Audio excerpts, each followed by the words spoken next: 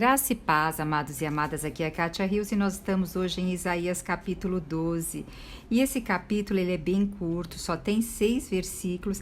Inclusive esse capítulo muitas pessoas conhecem por meio de louvor, por meio de cântico, porque existem cânticos desse capítulo, pegando inclusive o capítulo inteiro. Eu não vou cantar aqui porque eu não tenho o dom do cantar, não vou assustar vocês, né? Mas é um capítulo, depois eu vou ver se eu acho o hino para colocar logo aqui embaixo, para vocês desfrutarem, tá? Então diz assim, ó, orarás naquele dia, tu orarás naquele dia. Que é aquele dia? Não é um específico dia, mas é um tempo, tá? Graças te dou, ó Senhor. A gratidão, amados, nós vamos ver que na Bíblia fala muito, e nós vamos ver sobre no versículo 4, falando, dai graças ao Senhor. E lá no Novo Testamento, se não me engano em Gálatas, diz assim, vigiais com ações de graça. A graça, dar graça, agradecer, vigiar com ações de graça, o que nos faz? Nos faz olhar para o que tem, nos faz olhar para as coisas e ver a beleza que tem nelas. Porque veja só, uma pessoa insegura, geralmente ela tem um olhar de escassez, um olhar de falta. Ela vai ter a tendência de olhar as coisas que faltam. Então a gente diz que são pessoas mais negativas. Pessoas ansiosas também elas acabam tendo um olhar com o medo do amanhã. Então é com medo de uma falta que possa ter e não corresponder às necessidades. Então veja, o mundo depois que a Satanás entrou, né, por meio do pecado, ele colocou esse sentimento de dentro de nós, do medo, e esse medo da falta, o medo das coisas não darem certo, o medo como vai ser no futuro, e o medo acaba nos distanciando de dar graças, de agradecer, de louvar. Então aqui quando fala dar graças, é para olhar para a beleza, é para olhar o que tem. E quanto mais nós aprendemos a dar graças ao Senhor, mais nós estamos libertos internamente de um olhar de escassez, de ter insegurança, de uma baixa autoestima, de ter falta de confiança, tá? Então, muitas vezes fala assim, a gente tem que dar graças, e inclusive várias culturas dizem isso, e hoje dentro da psicologia, na psicologia positiva se fala muito isso, e os trabalhos científicos mostram que pessoas que têm o seu caderninho de gratidão, que têm o seu caderno que escrevem todo dia ações de graça, essas pessoas acabam tendo mudanças neurológicas cerebrais.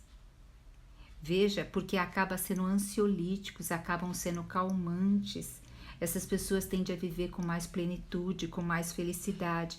Então a palavra do Senhor já está aqui escrito, só que muitas vezes nós não valorizamos isso. Nesse capítulo eu vejo assim, se a gente seguir com um estilo de vida dentro desse capítulo, as doenças mentais não existiriam. Porque veja assim, ó, tu orarás naquele dia, é numa época. Graças te dou, ó Senhor. Graças te dou ao Senhor. Hoje, o que você pode dar graças ao Senhor? Sabe, amadas, eu perdi uma pessoa muito, muito, muito, muito querida a semana passada. E uma pessoa assim que eu considerava irmão de carne. E doeu muito, ainda dói muito. E logo em seguida, eu aniversariei, eu fiz mais um ano de vida. E mexeu muito comigo, porque essa pessoa, eu era 13 anos mais velha que essa pessoa. E Deus está me dando a oportunidade de viver. E essa pessoa já não está mais entre nós. Então eu agradeci tanto a Deus pela oportunidade de ter mais um ano de vida, de poder viver, de poder estar aqui com os meus familiares, de poder estar desfrutando do Senhor. Então, claro, todos nós temos nossos problemas conforme a gente vai ficando mais de idade, os problemas de saúde acentuam, os problemas de mobilidade muitas vezes acentuam, né? A digestão muitas vezes não é mais a mesma, mas enfim, nós temos que ver a beleza de cada faixa etária, viver cada ciclo da nossa vida dando graças ao Senhor. E aqui eles estão dando graça por causa da restauração de Israel. E aqui ele está dizendo que a ira foi retirada e ali entrou o consolo. Então nosso Deus também é aquele consolador. Ó, eis que Deus, ele vai dizer versículo 2, é uma ação de graça, né? Eis que Deus é minha salvação. Confiarei e não temerei, porque hoje o que mais nos assedia é o temor, é o medo das coisas. E ele diz aqui que ele vai confiar e não vai temer, porque o Senhor Deus é minha força e meu cântico, e ele se tornou a minha salvação. Amados e amadas, nós diariamente temos que pegar esse versículo e orar, ler, declarar esse versículo em voz alta, sabe para quem? Para nossa alma. A nossa alma todo dia precisa do consolo do Espírito Santo, precisa do consolo do Senhor, porque senão ela vai se agitar no meio desse mundo tão confuso e caótico. Então, eis que Deus, o hino diz, eis que Deus... não vou cantar não, já comecei errado. Eis que Deus é minha salvação, confiarei e não temerei, porque o Senhor Deus é minha força e meu cântico, e ele se tornou a minha salvação.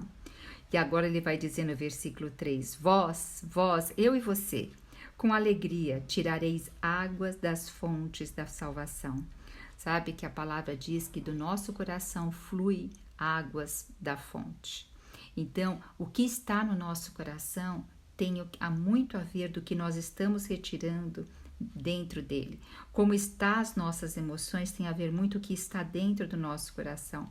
Por isso que a palavra de Deus diz assim, de tudo que se deve guardar, guarda o teu coração, porque do coração é que provém, né? É que sai essa fonte. Olha, no versículo 4 diz, direis naquele momento, dai graças ao Senhor. Então hoje é o momento, amadas, dai graça ao Senhor, dai graças. Se você está sendo assim, sua mente anda com muito pensamentos negativos, ruminando muitas coisas que já aconteceram que não foram boas, ou ruminando situações familiares, pega seu caderninho e começa a escrever. E sabe que certa feita eu fiz uma auditoria numa empresa e dentro dessa empresa a gente foi fazendo entrevista com cada funcionário. E aí eu perguntei para o funcionário o que ele daria graças, em questão de agradecer, o que ele agradeceria. Quase todos eles, eu fiquei impressionada, ficaram um tanto mudos. Eles não ficaram assim meio reflexivos e quase não saiu nada. Sabe por quê? Porque quando nós pensamos em agradecer, nós queremos agradecer por grandes coisas. Nós queremos agradecer por coisas grandes. Nós pomos aquelas expectativas. Não, Deus nos chama para agradecer por coisas pequenas, para ver beleza nas coisas pequenas, para ter um coração de gratidão em coisas pequenas. E isso que vai nos abrindo e dando permissão de ter mais coisas, tá?